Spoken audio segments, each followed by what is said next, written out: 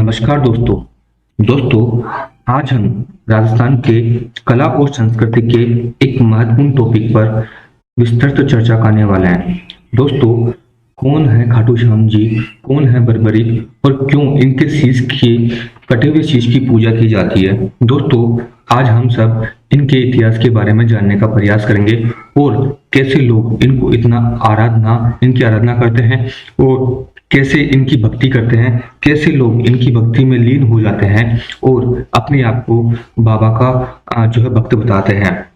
दोस्तों, खाटू श्याम जी के मंदिर के बारे में जाने तो यह जयपुर से करीब, जो राजधानी है राजस्थान की, उससे करीब उत्तर में जो है सीकर जिला स्थित है। आप देखिए मैप के अंदर, जयपुर से उत्तर दिशा में जो है सीकर में जो है ये मंदिर स्थित है और जयपुर से करीब इसकी दूरी 60 किलोमीटर बताई जाती है।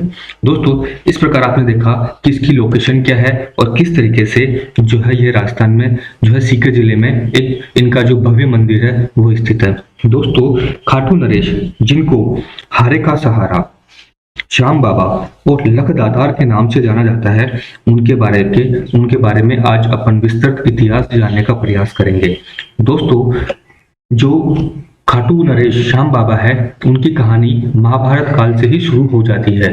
दोस्तों, जब दुर्योधन पांचों पांडव और उनकी माता कुंती को लाक्षागृह में मारने की कोशिश करते हैं तो पांडव जो हैं वहां से बच निकलते हैं और जंगल की ओर प्रस्थान कर लेते हैं।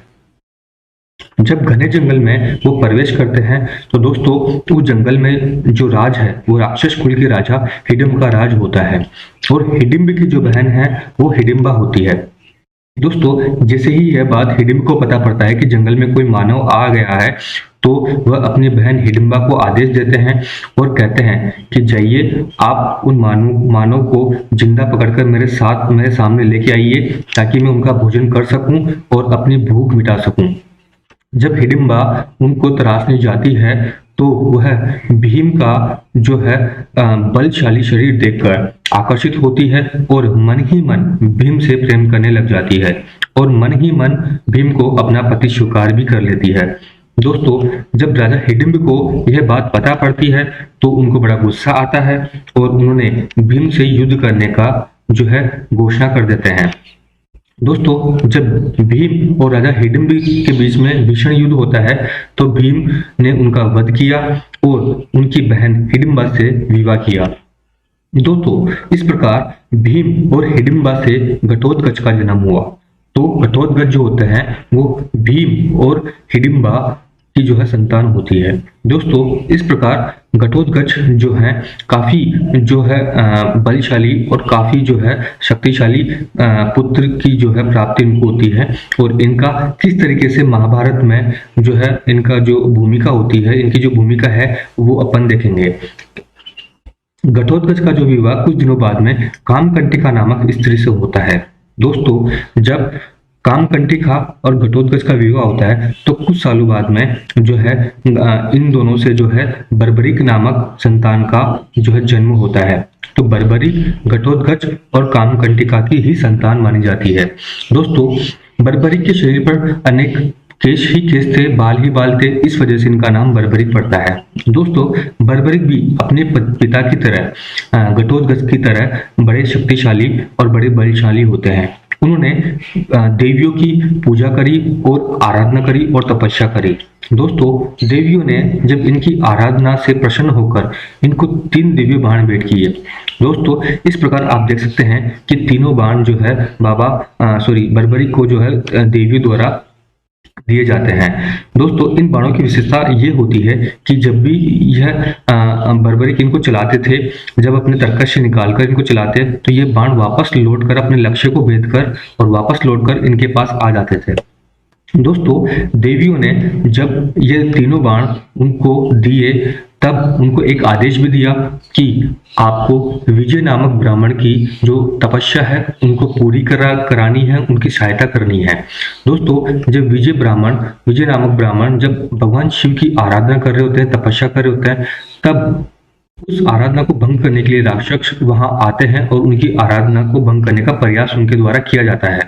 दोस्तों, इस प्रकार बर्बरिक उस वक्त उन राक्षसों का विनाश कर देते हैं और उनका वध कर देते हैं। इस प्रकार जो ब्राह्मण है वह उनसे बड़ा प्रसन्न होता है और उनको आशीर्वाद देता है, उनको वरदान देता है कि आपको युद्ध में कोई भी हरा नहीं पाएगा और जो पक्ष युद्ध के अंदर हारेगा उस पक्ष की तरफ से आप जो है लड़ाई करेंगे, युद्ध में भाग लेंगे और उनकी हारी हुई बाजी को जो है जीत में बदल देंगे।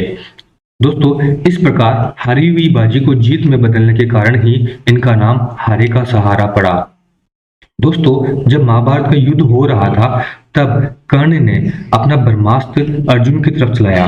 दोस्तों, उस वक्त घटोत्कच की जो मृत्यु है उस ब्रह्मास्त्र के कारण हो जाती है और अर्जुन के प्राणों की रक्षा हो जाती है। दोस्तों, इस प्रकार घटोत्कच ने अपने प्राणों की बलि देकर अर्जुन की जान बचाई। दोस्तों, युद्ध में जब कौरवों की हार हो रही होती है तो बर्बरिक अपने नीले घोड़े पर बैठकर जो है उनकी सहायता करने के लिए जा रहे होते हैं। तब रास्ते में उनको भगवान श्री कृष्ण मिलते हैं और भगवान श्री कृष्ण की कृपा से जो है आगे किस तरीके से उन्होंने अपना जो है शीश काटकर भगवान श्री कृष्ण को दिया वो अपन देखने जा रहे हैं। दोस्तों, भगवान श्री कृष्ण ने जब उनको उनके सामने साधु का वेश धारण कर प्रकट होते हैं तो उनको कहते हैं कि मैं आपके इस जो है सामर्थ्य से अपरिचित हूँ, मुझे आप अपने इस सामर्थ्य की जो है परिचय कराइए और मैं नहीं मानता कि आपके पास जो है हारी हुई बाजी को जीत में बदलने की क्षमता है। कैसे आप इन 3 बाणों की मदद से इस पूरे युद्ध का निर्णय कर सकते हैं, कृपया मुझे जो है बताने का प्रयास करिए। तो भगवान श्री कृष्ण ने जो है बर्बरिक से कहा कि अगर आप इस पीपल के पेड़ के सारे पत्तों को एक ही बाण से जो है भेद देंगे तो मैं मान जाऊंगा कि आपके अंदर हारी हुई बाजी को जीत में बदलने की क्षमता है। इस प्रकार भगवान श्री कृष्ण ने अपना उस पीपल के एक पत्ते को जो है जो अपने पैर के नीचे दबा लेते हैं और बर्बरिक अपना दिव्य बाण निकालते हैं और एक ही बाण से सारे पत्तों को भेद कर वह बाण जो है श्री कृष्ण के पैरों के नीचे दबे हुए पत्थर के चारों ओर घूमने लग जाता है। श्री कृष्ण उनके इस कार्य से बड़े प्रसन्न होते हैं, इस बहादुर से बड़े प्रसन्न होते हैं और उनसे कहते हैं कि आप महान दानी के रूप में भी जाने जाते हो। अगर आज मैं दान में आपसे कुछ मांगू तो क्या आप मुझे दे दोगे? तो बर्बरिक ने कहा, बिल्कुल, मैं आपको सब कुछ दूंगा, मांगिए जो आपको मांगना है। तो जो है भगवान श्री कृष्ण ने उनका जो है शीश मांग लिया। तब बर्बरिक ने अपना शीश काटकर उन साधु के सामने जो रख देते हैं। इस प्रकार भगवान श्री कृष्ण उनसे बहुत प्रसन्न होते हैं और अपना विराट रूप धारण कर उनको दर्शन देते हैं और उनको अपना दर्शन देकर उनको एक आशीर्वाद देते हैं और उनको एक तरीके से बोलते हैं कि कलयुग में जब आप मेरे नाम से जो है श्याम के नाम से पूजे जाएंगे, अर्थात मेरा नाम श्याम के रूप में आप जो है कलयुग में पूजे जाओगे। इस प्रकार बर्बरिक ने जो कहा कि हे श्री कृष्ण, मैं आपके दर्शन पाकर बड़ा धन्य हुआ, लेकिन मेरी एक इच्छा है, मैं इस महाभारत के युद्ध को अपनी आंखों से देखना चाहता हूँ, यही मेरी एक अंतिम इच्छा है। तब भगवान श्री कृष्ण ने बर्बरिक के कटे हुए शीश को एक ऊंची पहाड़ी पर रखा। इस प्रकार भगवान श्री कृष्ण ने जो है उनके कटे हुए शीश को एक ऊंची पहाड़ी पर रखा और उनका जो इस शीश है उन्होंने जो है भगवान महाभारत के पूरे युद्ध को अपनी आंखों से देखा। इस प्रकार उनकी अंतिम इच्छा भगवान श्री कृष्ण पूरी करते हैं। दोस्तों, जब युद्ध में पांडवों की जीत हो गई होती है, जब युद्ध समाप्त हो जाता है, तब श्री कृष्ण उन पांडवों को बर्बरिक के पास ले जाते हैं और उनसे पूछते हैं कि बताइए आप इस जीत का श्रेय किसको देते हैं। तब बर्बरिक ने कहते हैं कि इस युद्ध में मैंने तो सिर्फ और सिर्फ श्री कृष्ण का चक्र ही देखा है, अर्थात उस श्री कृष्ण के चक्र ने ही पूरे कौरवों की सेना का नाश किया है, वध किया है। जब युद्ध का अंत हो रहा होता है तब बर्बरिक के कटे हुए शीश को भगवान श्री कृष्ण रूपावती नदी में जो है बहा देते हैं। इस प्रकार जब जो है श्री कृष्ण जो है उनके कटे हुए शीश को रूपावती नदी में बहा देते हैं। तो दोस्तों इस प्रकार आपको महाभारत काल का जो इतिहास है बर्बरिक से रिलेटेड, किस तरीके से घटोत्कच और बर्बरिक जो है उनका इतिहास रहा है महाभारत काल में, आपको जानने का अवसर मिला होगा। अब आज का जो मंदिर है, जो वर्तमान स्वरूप का जो मंदिर है, किस तरीके से अस्तित्व में आया, उसके पीछे भी बड़ी एक जो है घटना मानी जाती है। दोस्तों एक दिन सीकर में स्थित खाटू गांव में एक किसान अपनी गायों को खेत में चरा रहे होते हैं। उनके साथ बड़ी जो है एक अजीब घटना होती है। वो रोज अपनी गायों को चराकर शाम को जब घर लेके आते थे तब वो उनसे दूध निकालते थे, तो उनका जो दूध है वो निकलता नहीं था। दोस्तों 3-4 दिनों तक उन्होंने यह बात नोटिस करी। तब उनको अचंभा हुआ कि ये क्या हो रहा है। तब उन्होंने यह बात अपने मित्रों को बताई और वहां के जो तत्कालीन राजा है रूप सिंह चौहान, उनको यह बात बताई। दोस्तों यह घटना 1720 ईस्वी के आसपास की घटना मानी जाती है। इस प्रकार वहां के तत्कालीन राजा ने उस खेत की खुदाई करने का आदेश दिया। तब वहां से बर्बरी का कटा हुआ शीश निकलता है और वो कहते हैं कि भगवान श्री कृष्ण की कृपा से मैं यहाँ पर आया हूँ, आप मुझे यहाँ से निकालिए। अर्थात उस गाय का जो दूध है वो बर्बरिक ही पी रहे होते हैं। अर्थात जब भगवान श्री कृष्ण की कृपा से वो वहां पर पहुंचते हैं और लोग वहां से उनके कटे हुए शीश को निकालते हैं और एक भव्य मंदिर का निर्माण वहां पर करवाया जाता है और उनके शीश की स्थापना भी उस मंदिर में कर देते हैं। दोस्तों इस प्रकार जो है लोग वहां बड़ी आस्था से उनको पूजने लग जाते हैं और उनकी आराधना करने लगते हैं। इस प्रकार जो है खाटू नरेश धीरे धीरे जो है श्याम बाबा जो है पूरे विश्व के अंदर अपनी ख्याति जो है उनकी प्रसिद्ध होती चली जाती है।